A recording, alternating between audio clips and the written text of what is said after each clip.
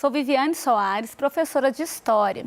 Estou aqui hoje para conduzir uma aula direcionada aos alunos do terceiro ano do ensino médio. O tema da nossa aula, ele está relacionado a um tema maior de aulas anteriores que diz respeito a resistências e conflitos durante os anos iniciais da República, né? A chamada Primeira República. Mais especificamente, nessa aula, nós vamos tratar de dois movimentos, o tenentismo e a Semana da Arte Moderna. Vamos analisar esses movimentos que expressam algum tipo de insatisfação, seja aí com as desigualdades sociais, com o sistema político vigente ou até mesmo com questões relacionadas aí ao campo da cultura. Vamos dar uma maior ênfase, então, ao tenentismo e à Semana da Arte Moderna. Então, para começar, vamos tratar sobre o tenentismo. Quais os objetivos desse movimento, né? Como objetivos principais, a gente tem a questão da defesa dos interesses nacionais e temos também a questão da moralização da política do país, combatendo aí a corrupção eleitoral. Então, inicialmente, esses objetivos estavam na pauta dos tenentes. Os tenentes que são membros do Exército, né, que vão aí tomar frente em alguns movimentos de contestação.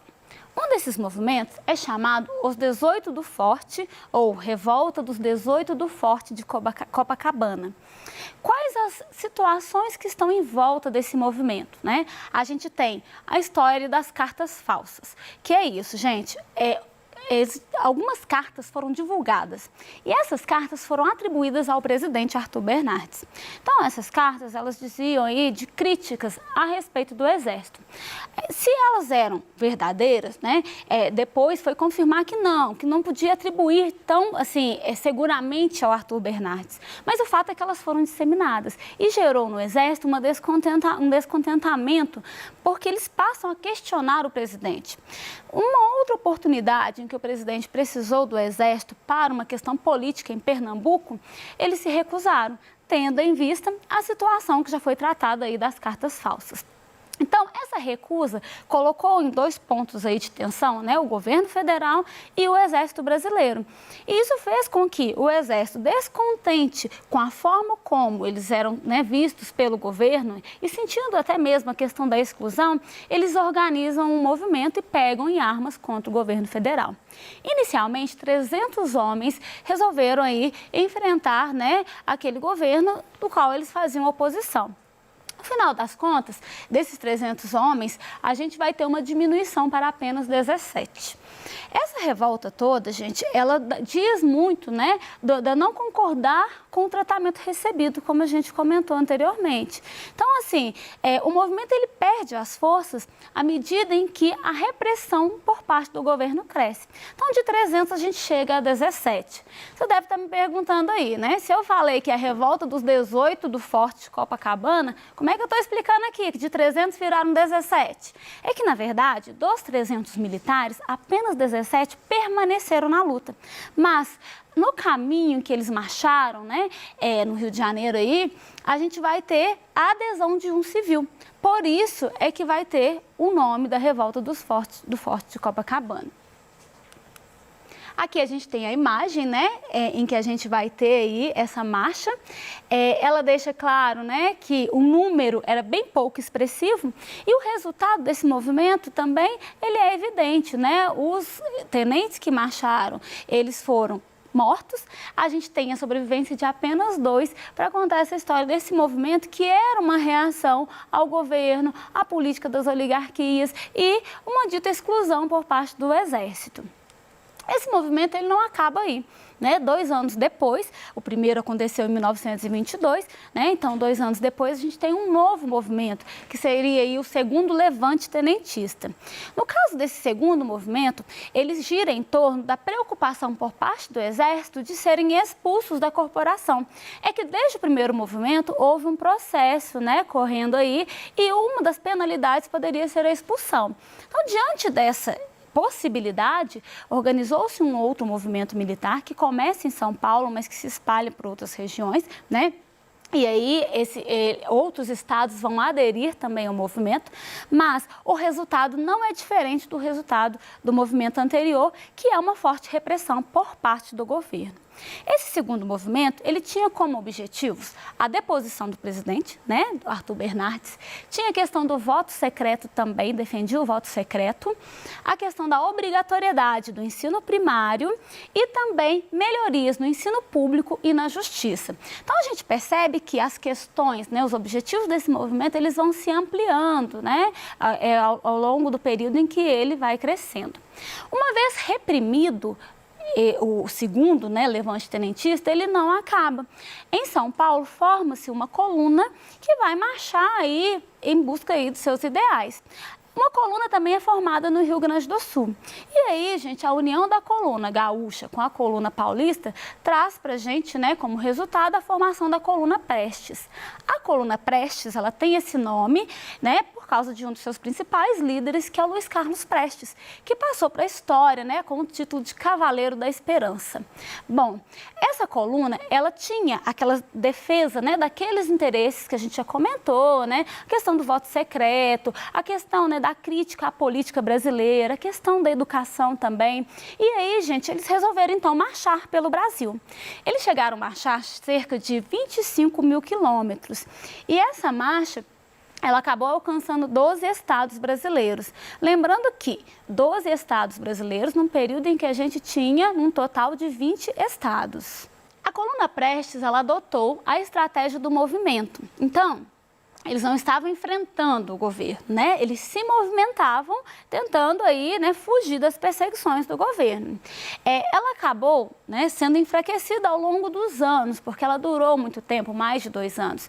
Então, quando ela já estava reduzida a cerca de 600 homens, né, eles acabam deixando o Brasil e foram buscar exílio, né, na Bolívia e no Paraguai. Aqui a gente tem um mapa que vai mostrar para a gente um pouco, né, dessa coluna Prestes, desde quando ela sai, né, em dezembro de 1924, de Santo Ângelo, no Rio Grande do Sul, e o caminho percorrido, como nós comentamos, 12 estados, dos 20 estados brasileiros, a questão aí, né, da duração dela, 2 anos e meio, e o fato de terem participado de 50 batalhas sem terem saído derrotados. Vamos mudar agora o nosso assunto um pouco, né? A gente trabalhou a questão política, a questão do movimento dos tenentes, mas agora nós vamos trabalhar também de movimento cultural nesse mesmo contexto, que é o início da Primeira República. O movimento em questão é a Semana da Arte Moderna. Esse movimento, ele vai falar para a gente um pouquinho a respeito da insatisfação com algumas questões culturais que estavam muito presentes no Brasil naquele contexto. Então, é uma manifestação artístico-cultural que aconteceu no Teatro Municipal de São Paulo, né, durante uma semana aí de fevereiro de 1922. A gente tem como nomes importantes desse movimento o escritor Mário de Andrade, o escritor Oswald de Andrade e o artista plástico de Cavalcante. Mas outros nomes também vão, né, entrar aí dentro desse projeto. A ideia, gente, era fazer movimento que trouxesse aí uma reflexão a respeito dos padrões culturais, a forma como o Brasil incorporava características de outras culturas na sua, né? Mas trazia muito mais do que isso, queria aí trazer, mostrar uma arte própria brasileira. Então, um movimento que chocasse mesmo, que chamasse a atenção das pessoas, mas que deixasse claro um estilo que seria aí característico do país. Então, algumas questões que eram muito relevantes nesse movimento aí que a gente tem, né? Algumas proposições, uma nova visão de arte, a questão de uma estética inovadora e a questão de uma renovação, de maneira geral, uma renovação social, uma renovação artística. Características importantes desse movimento aí para nós. Nós temos, então, a ausência de formalismo. Então, buscar aí, né, uma arte que seja mais solta, né, que não tenha tanta preocupação com a formalidade. A questão da influência de vanguardas artísticas europeias, né? Então, aquilo que estava surgindo, que se desenvolvia na Europa de arte, né, que quebrava também paradigmas, foram incorporados no Brasil. A gente tem a questão da valorização da identidade e da cultura brasileira. Vai ficar muito presente nas obras, por exemplo, os indígenas, né? a população mestiça, a questão das nossas cores, dessa questão tropical mesmo, né? Mostrando aquilo que é próprio do Brasil. A gente tem uma liberdade de expressão. Então, gente, a arte expressa das suas diversas formas, sem ser limitada, né? Sem ser aí cerceada. A gente tem também uma aproximação da linguagem oral com a utilização da linguagem coloquial e vulgar. De maneira geral, como nós vimos nesse exemplo, tem essa questão de quebrar mesmo daquilo que era formal, daquilo que era padrão, daquele estilo de arte que vamos dizer que, aos olhos daqueles que buscavam uma renovação, era um estilo de arte que precisava aí, né, de uma repaginada, de uma mudança aí, né, e principalmente uma questão que é muito importante é essa aproximação com as nossas questões culturais. Sobre essa semana, o artista plástico Di Cavalcanti comentou: seria uma semana de escândalos literários e artísticos, de meter os estribos na barriga da burguesiazinha paulista. Então ele está falando, né, que é uma semana de escândalo, é para chocar mesmo, é para chamar a atenção das pessoas, né, para quebrar aquilo que eles tinham como arte, né, aquele padrão presente aí numa burguesia, como ele vai falar, né. Então, essa ideia, ela vai estar muito presente nas apresentações que nós vamos ter, né. Então, foi uma semana em que a gente teve recital, né, poemas, a gente teve apresentação musical, até chamou a atenção um dos fatos que foi muito comentado, né, que o músico Vila Lobos, ele se apresentou e que ele estava com um pé de chinelo e outro pé calçado, né, de sapato. E que as pessoas entenderam a forma como ele se apresentou como uma ofensa, né, como se ele estivesse ali desvalorizando o público ou não se preocupando aí com a questão artística. Na verdade, mais tarde falou-se até que ele estava assim porque ele estava com um calo, né? Que não fazia parte daquele movimento. Mas como o movimento ele foi diferente do que as pessoas estavam acostumadas, como ele traz um novo tipo de arte, né? Acaba que a forma como ele estava se apresentando foi assimilada aí no contexto do movimento. Então, as ideias da Semana da Arte Moderna, elas foram difundidas através de outros movimentos artísticos da época e também de publicações. Dentre os movimentos e grupos formados, a gente pode citar, né, o Movimento Pau Brasil, Movimento Verde e Amarelo, Grupo ANTA, Movimento Antropofágico, né? E também temos publicações, revistas que se desenvolveram nesse contexto, como a Claxon e Antropofagia. A herança da Semana da Arte Moderna também, né, pode ser vista em outros movimentos posteriores, como o tropicalismo, a geração da lira paulistana e a bossa nova. Um dos campos, né, que se desenvolveu na Semana da Arte Moderna, né, não que se desenvolveu ali como início, mas que como visibilidade, né, passou, né, a ser visto como um estilo de arte brasileira, foi a questão do expressionismo. Como eu falei, não foi desenvolvido naquele contexto porque ele já estava muito presente, principalmente na Europa, né? Era um estilo de arte que se desenvolvia bastante. Mas no Brasil, a Semana da Arte Moderna, ela deu olhos a esse aspecto, né? A esse modo aí. Um dos representantes desse momento é a Anita Malfatti.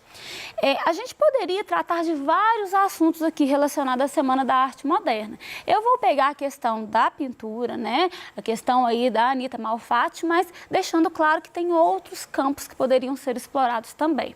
Bom, a gente vai fazer uma análise dessa pintura que foi intitulada A Boba. Observem que para padrões de pintura, né, a gente vê aí que é algo que não está dentro dos padrões que eram tidos naquele contexto, no sentido de simetria, né, organização, a questão das cores, né, toda a obra, ela deixa claro aí um estilo inovador para o contexto, né, a gente pode observar isso quando a gente vê as cores que são utilizadas, né, cores irreais, por exemplo, o rosto da pessoa, a pele amarela, a gente vê o fundo da obra também contrastando. A gente vê que a personagem, né, da tela, ela não está no centro, que não há uma preocupação com a simetria, nem tanto no posicionamento dela na tela, nem como o rosto, o corpo dela. Observa-se que uma sobrancelha é maior que a outra, um lado do rosto é maior que o outro. A mulher apresenta um olhar perdido. Isso é muito próprio do expressionismo, porque dentro do expressionismo a gente vai ver presente uma insatisfação, uma preocupação humana, um questionamento com aquele mundo moderno, né? Com tudo que estava acontecendo. Então, isso fica muito claro, né? A expressão humana diante de um contexto. Então, essa obra da Anita Malfatti, ela nos permite analisar, né? Como que essa mulher olha, né? Parece que por cima de quem está observando a tela, né? Um olhar perdido ao fundo. E a expressão também deixa claro aí de uma pessoa que não está segura, ou ao mesmo tempo quando a gente vê a forma como o rosto está assimétrico, né? Que deixa bem claro também essa questão de não estar tudo em ordem, não estar tudo certinho, vamos dizer assim. Então, quais as características principais, né, que a gente percebe aí no expressionismo? A gente tem os traços rápidos e simples, tons vibrantes, a ideia do desconforto, que foi comentado, né, a assimetria, a questão do fundo distorcido e também as cores irreais. Então, esse desconforto, ele fica muito claro nas obras que se encaixam dentro aí do expressionismo. Sobre a obra de Malfatti, a gente tem uma análise feita pelo Monteiro Lobato. Então, um trechinho do que ele fala a respeito, né, desse tipo de arte. Ele vai dizer, olha, há duas espécies de artistas. Uma composta dos que veem normalmente as coisas. A outra espécie é formada pelos que veem anormalmente a natureza e interpretam-na à luz de teorias efêmeras, sob a sugestão estrábica de escolas rebeldes, surgidas cá e lá como furúnculos da cultura excessiva. Então, ele vai caracterizar, né, o expressionismo como escola rebelde, como algo que vai aí, né, que estaria na contramão do que a gente tinha de arte até então. Bom, a Anita Malfatti, ela não é precursora, como a gente falou, do expressionismo, né? Ela tem esse trabalho muito por parte do estudo que ela faz na Europa, né? Os professores que ela tem. Então, um outro autor que a gente pode citar no contexto é o Edvard Munch.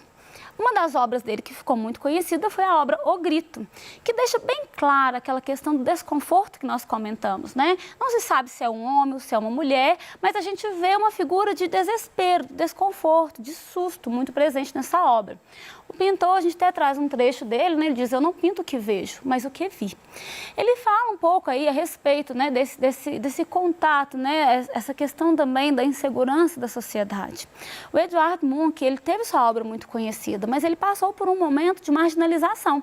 Hitler, quando ele vai fazer as suas campanhas sobre raça superior, né, sobre a raça ariana, como os alemães eram melhores, vamos dizer assim, uma das coisas que ele faz é colocar em comparação dos dois lados, as obras, né, alemãs que não são do expressionismo, né, e em contraponto o expressionismo sendo associado aos judeus e a grupos que para Hitler eram vistos como degenerados. Nesse contexto, obras como essa foram retiradas aí, né, de circulação ou de apresentação em museus na Alemanha, justamente pela essa associação dessa arte com uma questão aí que seria de desordem, né, como foi dito. Bom, vamos testar o conhecimento? Trouxe aqui 4 obras para você me ajudar a analisar e ver se a gente consegue encaixar dentro do que a gente falou sobre o expressionismo. Então, a gente tem Noite Estrelada, a gente tem Fernanda de Castro, nós temos aqui o casal Arnolfini e Os Retirantes. Observando essas obras, você consegue me dizer qual delas não faz parte do expressionismo?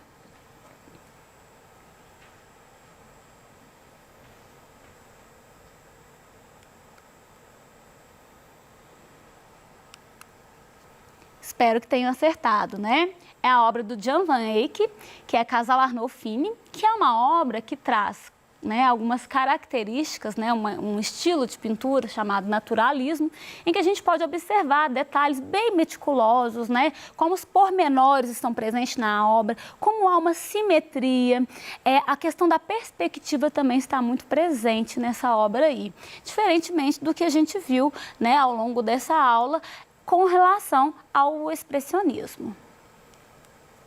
Pessoal, espero que essa aula tenha contribuído, né, para a gente compreender um pouco mais sobre esse contexto. Em outras aulas, outros temas interessantes também vão chegar para vocês, deixando claro que essa aula faz parte de um conjunto de aulas sobre um tema que é a respeito das resistências e dos conflitos vivenciados no Brasil durante a Primeira República, que é aquele período que vai, né, desde 1889, quando há a proclamação da República, até o ano de 1930. Então, até mais!